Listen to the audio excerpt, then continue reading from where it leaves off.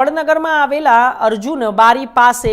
જ્યારે બપોરના સમયે સુલીપુર ગામનો પ્રવીણ ઉર્ફે ગેણ 50 ફૂટથી વધુ ઊંચા એરટેલના ટાવર પર ચડી ગયો અને ઉપરોક્ત ઘટનાને પગલે બનાવવાળી જગ્યાએ લોકોના ટોળે ભેગા થઈ ગયા। સ્થાનિક પોલીસને જાણ કરી હતી કે ત્યારબાદ અહીં પહોંચેલ વિસનગર અને વડનગરની ફાયર ટીમે લગભગ 1 કલાક સુધી રેસ્ક્યુ કર્યું અને જેમાં ટાવર ઉપર ચડેલા અને આધેલી નીચે ઉતારવાનો ઇનકાર કરતા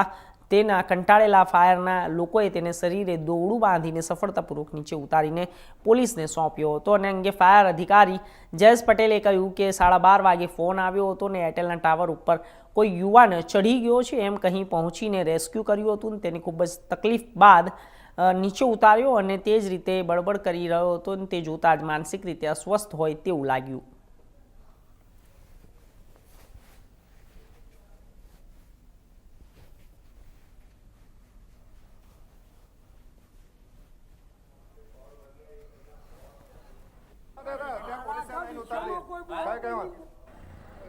મારો આજ તમને ચક્કર આવતી